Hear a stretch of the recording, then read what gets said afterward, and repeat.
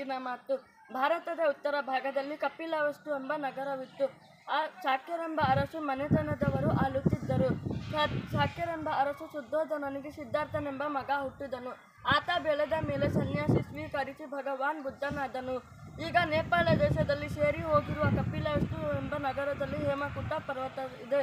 ಆ ಪರ್ವತದಲ್ಲಿ ಹುಟ್ಟಿದ ಗಂಗಾ ನದಿ ಕಾಶಿನಗರದವರೆಗೂ ಹರಿದು ನಂತರ ಕವಲಾಗಿ ಬಂಗಾಳ ಸಮುದ್ರಕ್ಕೆ ಸೇರುತ್ತದೆ. ಆ ಕಾಲದಲ್ಲಿ ಗಂಗಾ ನದಿಯ ಎರಡು ಬದಿಗಳು ಎರಡು ರಾಜ್ಯಗಳಿದ್ದವು. ಒಂದು ವತ್ಸ ರಾಜ್ಯ, ಇನ್ನೊಂದು ಮಗಧ ರಾಜ್ಯ.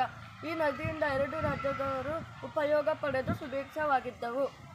ಎರಡು ರಾಜ್ಯಗಳವರು ಆ ನದಿಯನ್ನು ತಾಯಿಯಂತೆ ಪೂಜಿಸುತ್ತಿದ್ದರು. ಆ ನದಿಯ ನೀರಿನಿಂದ ಅವರ ನೆಲ ಸಸ್ಯಶ್ಯಾಮಲವಾಗಿತ್ತು. ಎತ್ತ ನೋಡಿದರೆ ಹಸಿರು ತುಂಬಿ ಬೆಳೆ ಬೆಳೆದು ಜನ ಸುಭಿಕ್ಷದಿಂದ ಸುಖವಾಗಿದ್ದರು. ಅವರೆಬ್ಬರಲ್ಲೂ ಗಂಗಾ ನದಿಯನ್ನು ತಮಗೆ ಅನ್ನ ನೀಡುವ ತಾಯಿಯಂತೆ ಎನ್ನುತ್ತಿದ್ದರು. ಆದರೆ ಅವರೆಬ್ಬರಲ್ಲೂ ಸ್ವಾರ್ಥ ಹೆಮ್ಮರವಾಗಿ ಇತ್ತು.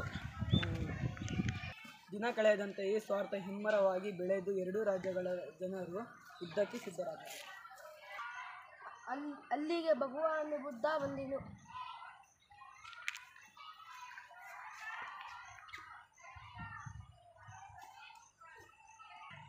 ಎರಡು ರಾಜ್ಯದ ರಾಜರು, ಮಂತ್ರಿಗಳು ಹಾಗೂ ಅಧಿಕಾರಿಗಳು ಮುಂದೆ ಬಂದರು. ನೀವೆಲ್ಲರೂ ಯುದ್ಧ ಮಾಡಲು ಏಕೆ ಸಿದ್ಧರಾಗಿದ್ದೀರಿ? ನಮ್ಮ ಜೀವನಾಧಾರವಾದ ಗಂಗಾ ನದಿಯ ನೀರಿಗಾಗಿ.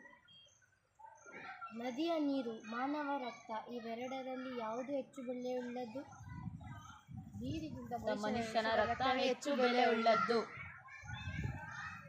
ಹಾಗಾದರೆ ಕಡಿಮೆ ಬೆಲೆಯಿರುವ ನೀರಿಗಾಗಿ ಅದಕ್ಕಿಂತಲೂ ಹೆಚ್ಚು ಬೆಲೆಯುಳ್ಳುವ ರಕ್ತ ಸುರಿಯಲು ಏಕೆ ಸಿದ್ಧರಾಗಿದ್ದೀರಿ? ಸ್ವಾಮಿ, ಎರಡೂ ರಾಜ್ಯದ ನಡುವೆ ದ್ವೇಷ, ಅಸೂಯೆಗಳಿಂದ ಪರಿಸ್ಥಿತಿ ವಿಷಮಿಸಿದೆ. ಇದಕ್ಕೆ ಬೇರೆ ಪರಿಹಾರವೇ ಇಲ್ಲ. ಈಗ ಯುದ್ಧಕ್ಕೆ ಹೊರತು ಬೇರೆ ದಾರಿಯಿಲ್ಲ. ನೀವು ಜೀವಿಸಬೇಕೆಂದುತ್ತೀರಲ್ಲವೇ, ಮತ್ತೆ ಸಾಯಲೇಕೆ ಸಿದ್ಧರಾಗಿದ್ದೀರಿ? ಹಾಗೆಂದರೆ ಏನು ಮಾಡುತ್ತೀರಿ ಭಗವಾನ್? ನೀವು ದ್ವೇಷದಿಂದ ದ್ವೇಷವನ್ನು ಜಯಿಸಲು ಹೋದರೆ ಕೊನೆಗೆ ಉಳಿಯದು ಈರ್ಷೆಯೇ. ಇವುಗಳಿಂದ ಜೀವುಗಳಿಗೆ ದುಃಖವೇ ಹೊರತು ಸುಖವಲ್ಲ.